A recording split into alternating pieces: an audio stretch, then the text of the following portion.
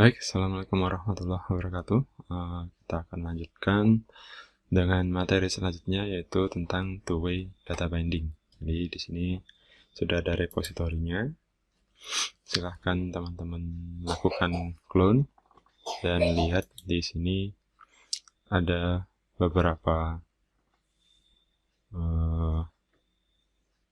branch ya. Nah, di branch-branch ini nanti bisa dilihat.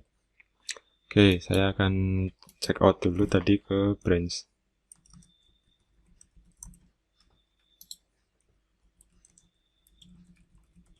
Sekarang kita di branch old way ya.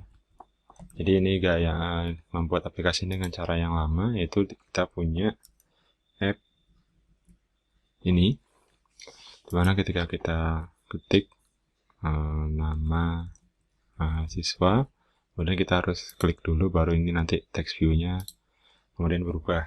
Nah, caranya kalau yang lama kayak find view by ID biasa, kita buat dulu buttonnya. Kita buat nih, saya jelasin dari layout ya. Layout, kebetulan ini layoutnya sudah dibuat layout data binding, tapi isinya sama ya. Ada text view, ada edit text, ada button. Semuanya punya ID. Kemudian kebetulan ini ada two-way data bindingnya, tapi nggak masalah, nggak ngaruh karena nggak kepake. Karena di sini masih belum memanfaatkan binding util ya, jadi masih kayak yang lama ini sebenarnya. Kemudian ini ada private, button save, text result, edit text. Nah, kemudian ini find view by ID. Kemudian ada listener di button save. Kemudian update dengan menggunakan set text. Jadi ini masih classical way. Nah, ini mau saya change untuk jadi ke step selanjutnya, itu one way data binding dan two way data binding. Nanti kita lihat perbedaannya ya. Sekarang kita buka terminal, kita check out git check out one way data binding. Oke. Nah, ini sudah berubah. Saya rebuild project dulu. Jadi apa yang berubah dengan one way data binding? Kita punya perubahan itu di sini ya. Sudah ada variabelnya ya yang menunjuk ke model. Kemudian dalam sini ada binding yang ini. Tapi ini masih belum ya, ini masih one way. Terus rebuilding, bentar ya.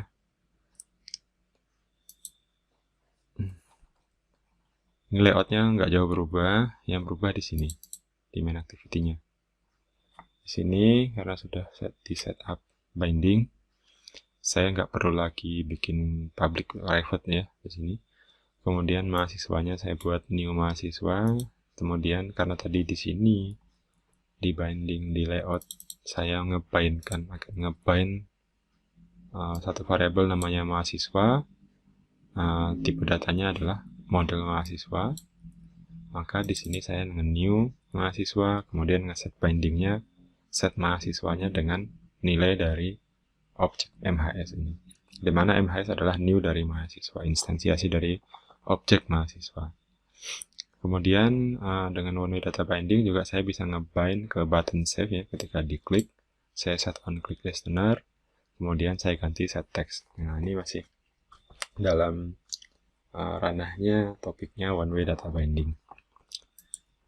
Bisa lebih menarik lagi karena kita bisa set up agar si binding ini otomatis berubah ketika kita si data mahasiswa ini ya, namanya itu bisa otomatis berubah ketika kita isi edit text. Nah, ini kalau kita jalankan sekarang sama ya hasilnya, kecuali sekarang nanti nama ini bakal text view ini akan berubah. Text view ini akan berubah karena kita di sini set MHS dengan new MHS, di mana new MHS ini adalah sebuah konstruktor kosong sehingga namanya pasti nggak ada. Jadi pasti awalnya itu harusnya sih kosong.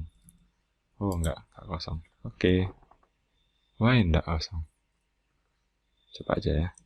Nama mahasiswa, kemudian kita simpan data. Oh iya, saya belum ngeset bindingnya. Jadi ini yang di bind cuma edit text-nya, yang ini belum. Nah ya, harusnya tadi ini saya binding juga. Kalau dibanding juga nanti dia bakal berubah nih. Coba ya. Jangan teks, tapi nanti nanti aja. Saya repot nanti ngurusin gitnya. Oke, ini saya branch dulu ya. Nanti setelah selesai nanti kita check out lagi. Check out two-way data binding. Nah, ini saya ngecek out ke two-way data binding. Nah, ini sudah banyak berubah. Nah, di sini, nah ini saya sudah ganti nih. Di sini layoutnya berubahnya apa?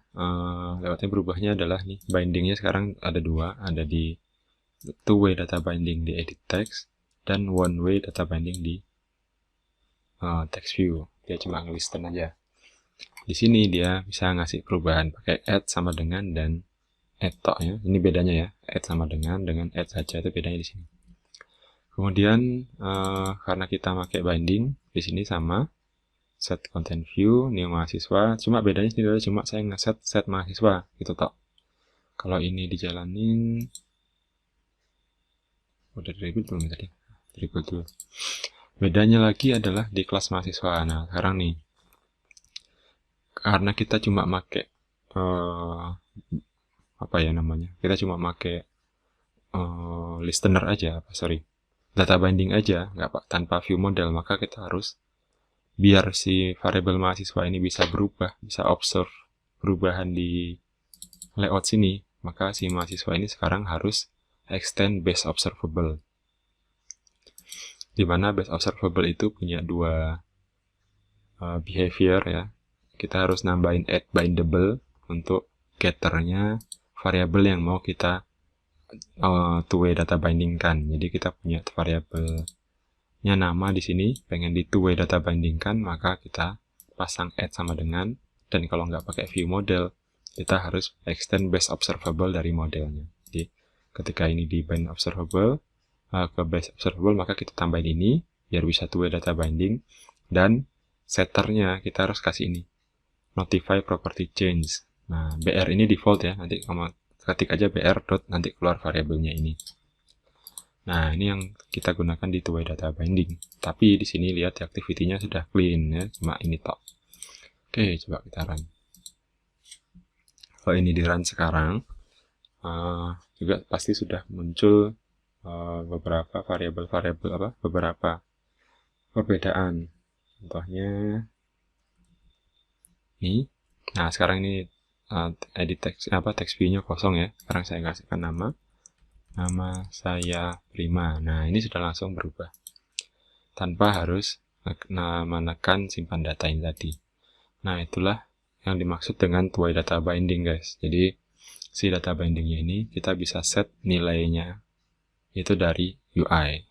Nah, ya, karena kita set ini UI, kuncinya di mana? Kalau cuma pakai data binding ini ya, add sama dengan, kemudian di mahasiswanya extend base observable, terus getternya dikasih bindable, setternya dikasih notify property change. Nah, ini agak banyak di sini karena kita nggak pakai view model. Later on nanti saya bisa akan tunjukkan kenapa kok kita butuh pakai view model dan kenapa kok data binding tok nggak cukup. Oke, tapi data binding ini kamu harus pahami karena nanti ini jadi pintu gerbang buat belajar MVVM-nya jadi lebih lancar. Oke, terima kasih. Assalamualaikum warahmatullahi wabarakatuh. Silahkan dipelajari. Ingat, ngoding itu mudah, yang penting kamu tahu caranya.